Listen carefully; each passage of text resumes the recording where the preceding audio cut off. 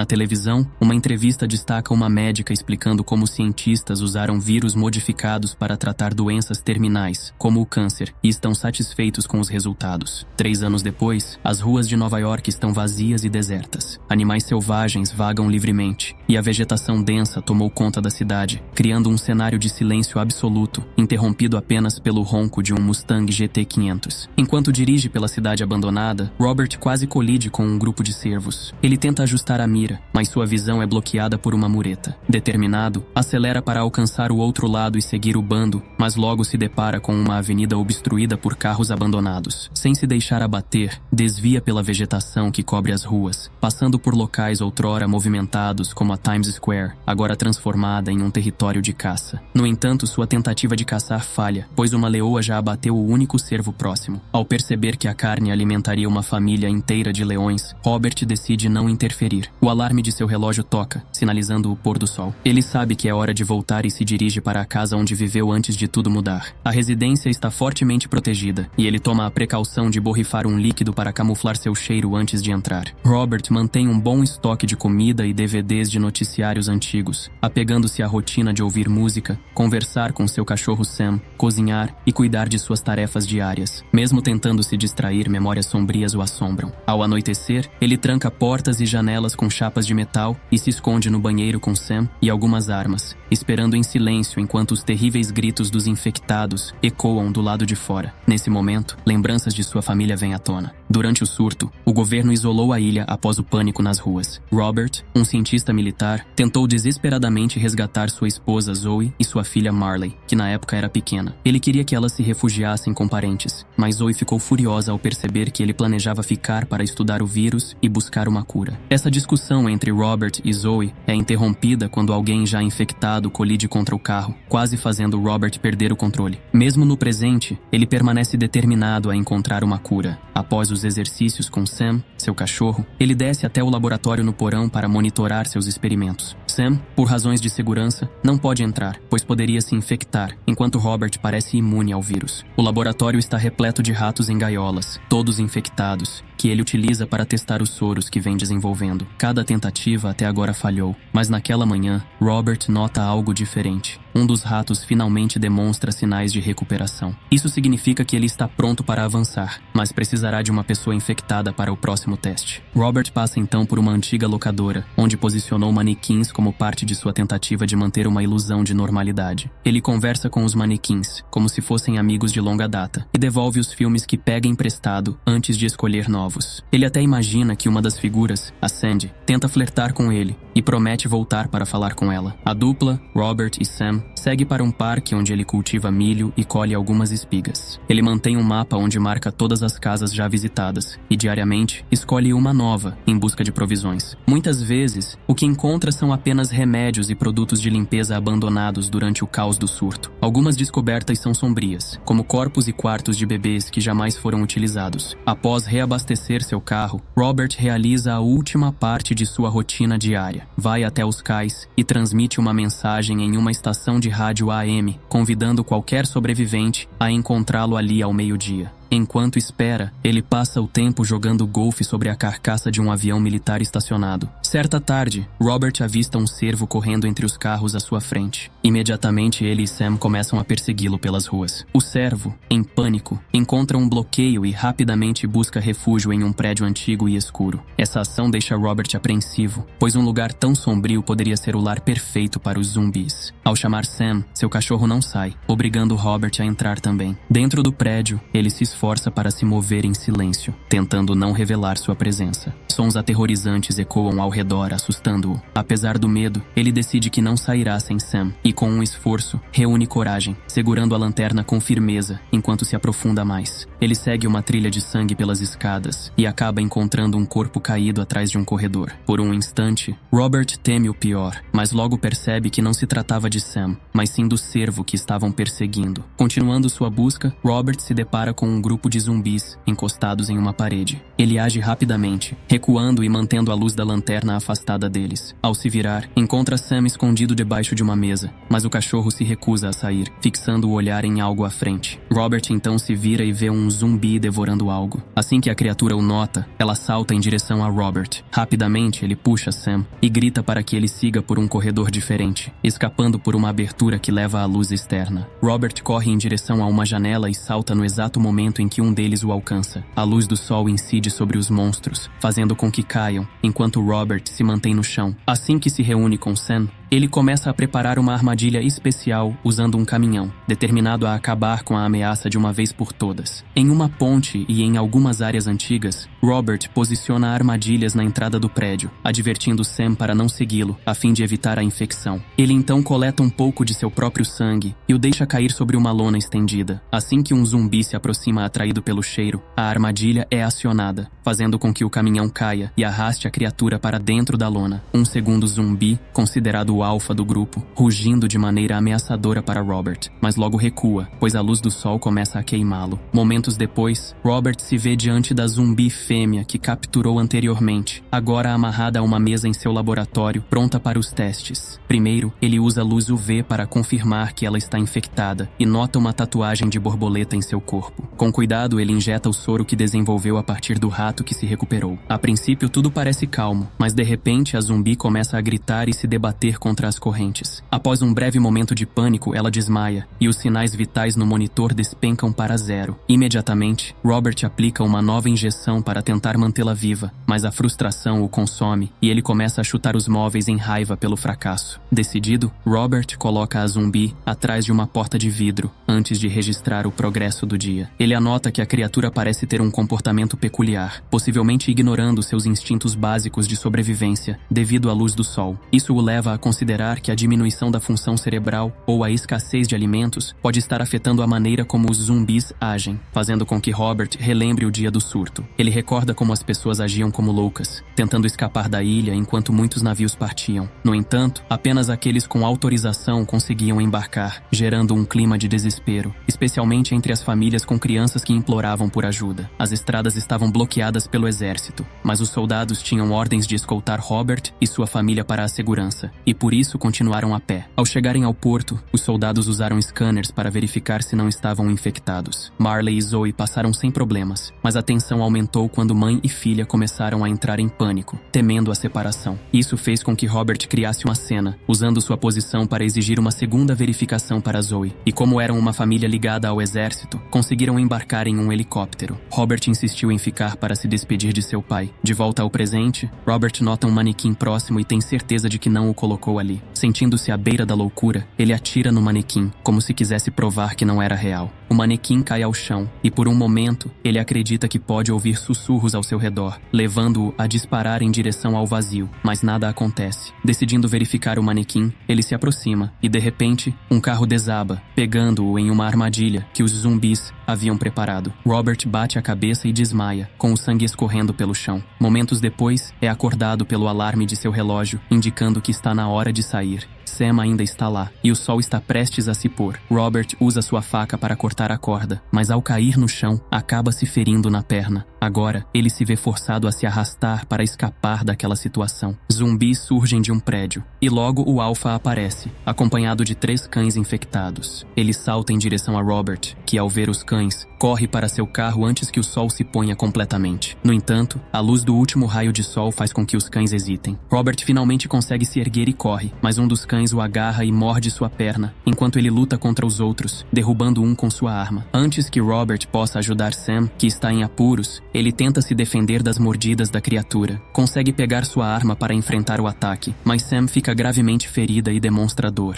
Ignorando a dor em sua própria perna, Robert decide levar Sam para seu laboratório, onde lhe administra uma dose do soro na esperança de que ela não se transforme. Nos braços dela, ele canta uma canção, mas aos poucos, Sam começa a se transformar, e em um momento desesperador, quase o morde. Devastado, Robert percebe que não tem escolha a não ser sacrificá-la, e após lamentar, faz isso em um jardim. Tentando retomar sua rotina, Robert consome diversos remédios para tentar abafar a dor da perda. Ele se dirige à loja de vídeos, onde finalmente conversa com o manequim, afirmando que havia prometido à sua melhor amiga que faria isso um dia. A ausência de resposta do manequim faz com que ele finalmente entre em colapso, tomado pela fúria e pelo desespero. Naquela noite, Robert pega seu carro e decide atropelar qualquer zumbi que cruzasse seu caminho, em busca de vingança. Ele consegue eliminar alguns, mas outros o atacam sob as ordens do Alpha, até mesmo escalando um poste de luz para derrubar sobre o carro de Robert. Após a colisão, eles tentam virar o veículo para deixá-lo preso dentro dele. Contudo, quando o Alpha tenta entrar no carro pela janela, uma luz UV o cega, fazendo com que os zumbis fujam. Robert, que não se sente bem após bater a cabeça, percebe que alguém o está ajudando e entra em seu carro. A pessoa pergunta para onde ele deseja ir e Robert fornece seu endereço, pedindo que garantam que não estão sendo seguidos. Em seguida, desmaia. Naquela noite, Robert sonha com sua família novamente, relembrando o momento em que o helicóptero decolou.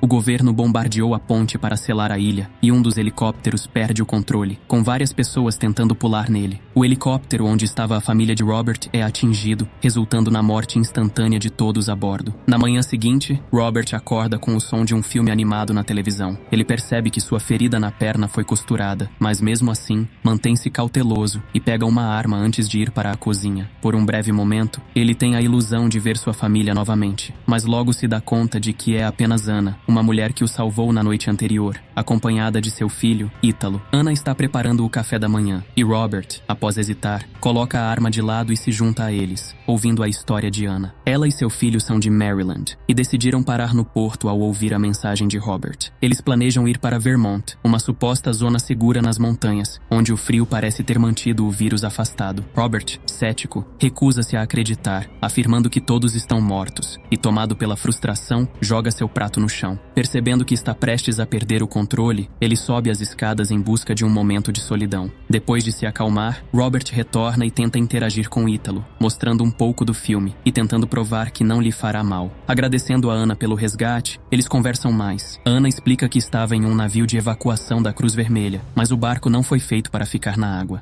Após a marinha se desfazer do grupo, eles retornaram à costa em busca de suprimentos, mas alguém acabou roubando o barco deles. Ela menciona que 5 pessoas em sua equipe eram imunes, mas foram mortas pelos infectados. Anna ainda pretende seguir para Vermont, mas Robert insiste em permanecer em seu ponto de origem, decidido a trabalhar em uma cura, onde Robert coloca a fêmea infectada sobre um montão de gelo, pensando que baixar sua temperatura corporal pode ajudar o soro a funcionar melhor. Anna explora o laboratório e encontra várias fotos que revelam que Robert já tentou inúmeras versões do soro em humanos, mas sem sucesso. Ela encontra Ethan dormindo no sofá, e Robert leva para o quarto da sua filha.